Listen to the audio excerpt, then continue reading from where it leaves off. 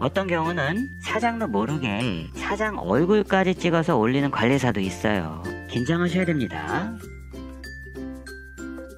안녕하세요, 타이랑입니다. 저번 영상에서 타이 마사지 샵에서 벌어지는 사장과 관리사들 사이의 썸씽에 대해서 말씀드렸는데요.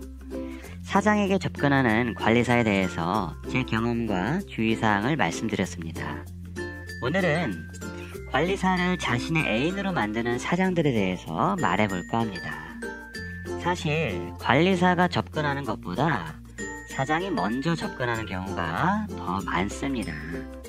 이것을 목적으로 샵을 차리는 사람까지 있을 정도라고 말씀드렸죠. 그런 목적이 아니었더라도 타이 마사지 샵을 하게 되면 사장도 종종 마음에 드는 관리사가 생길 때가 있는데요. 만약 관리사들이 한국인이었다면 사장이 이렇게 쉽게 접근하지 못합니다. 못된 손 한 번에 철컹철컹 성추행으로 걸릴까봐 알아서 조심할 테니까요. 하지만 태국 관리사들은 불법 체류자이면서 어떻게든 돈을 벌려고 한국에 온 사람들이니 그걸 잘 아는 사장은 훨씬 더 쉽게 접근하는 거죠. 다시 말씀드리지만 이러한 사람들은 타이 마사지 업주들 중 일부입니다. 가정이 있어서 성실하게 일하는 분들도 많이 계시고요. 관리사가 접근해도 차단하고 응하지 않는 분들도 많습니다. 다만 이렇게 관리사와 썸씽을 적극적으로 만드는 사장들이 무시하지 못할 만큼 분명히 존재하고 저도 여러 번 보고 들은 것들이라 말씀드립니다. 건전샵보다는 묵인샵에서 이런 경우가 많이 발생합니다. 그럴 수밖에 없는 게 건전샵은 관리사들의 연령대가 높고 외모에 상관없이 마사지 실력으로 뽑아서 쓰는 경우가 많습니다. 그러니 사장도 관리사를 직원으로만 보게 되어서 건전샵에서는 이런 일이 많지 않습니다. 하지만 묵인샵은 그 특성상 젊고 예쁜 관리사가 더 많으니 사장에게 여자로 보일 만한 관리사들도 많은 겁니다. 또 관리사들도 손님에게 유사성행위를 할 정도로 성에 대해서 거부감이 없기 때문에 사장의 이런 접근을 받아들이기도 쉬운 거죠. 제가 아는 어떤 40대 후반의 사장님의 이야기를 한번 해볼까 합니다. 이분은 한번 이혼을 하시고서 다시 결혼은 하지 않고 그냥 애인으로 만나는 한국 여자가 있었습니다. 그런데 하던 일이 잘 안 되어서 정리하고 타이 마사지 샵을 차렸어요. 마사지 샵을 차린 지 얼마 안 되니 카운터 직원은 주말에만 잠깐 쓰고 주중에는 내내 샵에서 카운터를 받습니다. 그러다가 자신의 샵에서 마음에 드는 태국 관리사에게 자주 마사지를 받게 되면서 점차 친해졌죠. 장난도 치고 하다가 결국은 불장난을 해버립니다. 그리고는 사장이 관리사에게 아무도 모르게 비밀 여자친구를 하자고 제안합니다. 원래 그 샵의 월급이 기본급 150에 커미션 10%였는데 기본급을 200만원을 주고 커미션도 20%나 주겠다고 꼬신 거예요. 태국 관리사는 쉽게 넘어왔고 그렇게 몰래 미러를 즐기기 시작했습니다. 손님이 없어서 한가한 날에는 그 관리사를 불러서 방에서 같이 있었고요.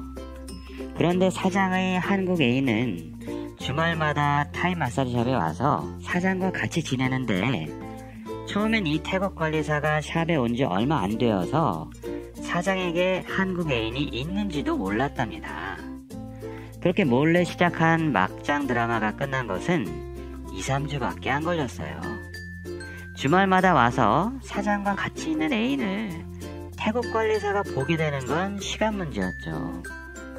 태국 관리사는 사장에게 따지고 울면서 다른 샵으로 가겠다고 했는데요.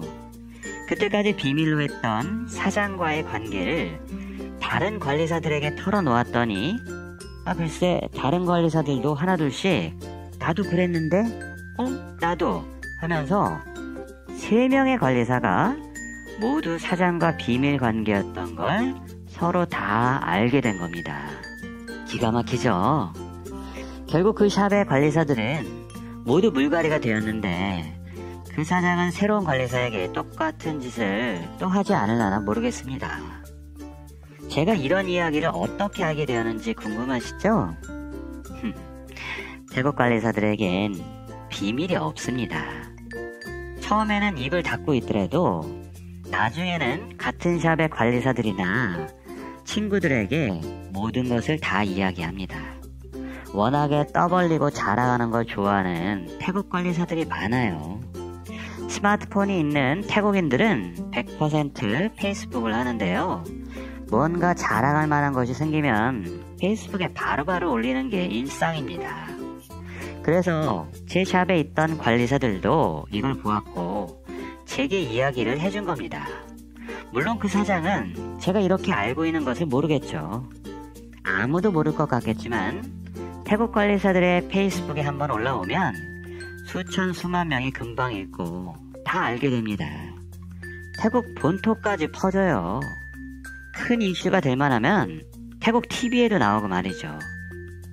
몇 년 전에도 한국에 일하러 온 태국인 불법 체류자 남성이 한국인 농장주에게 월급 밀린 것을 달라고 했다가 딱이 맞고 욕먹는 것을 다른 태국인 동료가 찍어서 페이스북에 올린 적이 있습니다. 이것이 태국인들에게 많이 퍼져서 태국 TV 뉴스로까지 보도가 되었죠.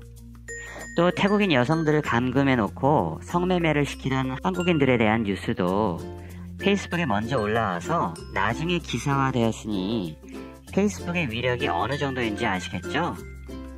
자신도 모르게 개망신 당할 수 있다는 것을 생각하시고 행동하셔야 됩니다. 페이스북에 올라올 때 관리사가 앙심을 품으면 샵의 사진과 명함까지 찍어서 이 샵에는 가지 말라고 사장님 나쁘다고 올려버립니다. 그런 타이 마사지 샵은 관리사들이 거르게 되는 거예요. 어떤 경우는 사장도 모르게 사장 얼굴까지 찍어서 올리는 관리사도 있어요. 긴장하셔야 됩니다. 저는 건전샵을 하면서 반드시 테스트 마사지를 해서 실력이 검증된 관리사를 썼거든요. 제가 마사지를 워낙에 좋아해서 직접 배우기도 했었고 어느 정도 지식이 있으니 마사지를 한번 받아보면 5분 안에 실력이 파악됩니다. 관리사에게 물어보면 경력이 5년 이내 10년 이내 하지만 마사지를 시켜보면 그게 거짓말인지 아닌지 나오거든요. 에이전시에게 소개를 받더라도 테스트 마사지를 통과하지 않으면 안 받았었어요. 그만큼 테스트 마사지가 중요한데요. 건전샵이 아닌 연애샵에서도 사장이 테스트 마사지가 아닌 테스트 연애를 하는 곳이 많습니다. 제 생각엔 테스트 구실로 사장이 그냥 해보고 싶은 거예요. 그런데 콘돔도 사용하지 않는 사장이 있다니 정말 위험해 보입니다. 목숨보다 느낌이 소중하신 분들이 계세요. 그러다가 애 걸려서 훅 갑니다. 저번 영상에서 제 건전샵에서 일하다가 묵인샵으로 갔다가 연애샵까지 가버렸다는 30대 중반의 태국 관리사도 사실은 처음부터 연애샵에 가려고 했었답니다. 그런데 그 연애샵의 사장이 이러이러한 것을 테스트해야 된다니까 참아 못하겠어서 망설이다가 그냥 묵인샵으로 갔던 케이스죠. 뭐 결국 연애샵으로 가긴 했지만 말이죠. 굳이 태국 마사지샵을 하시겠다면 저는 건전샵으로 추천드립니다.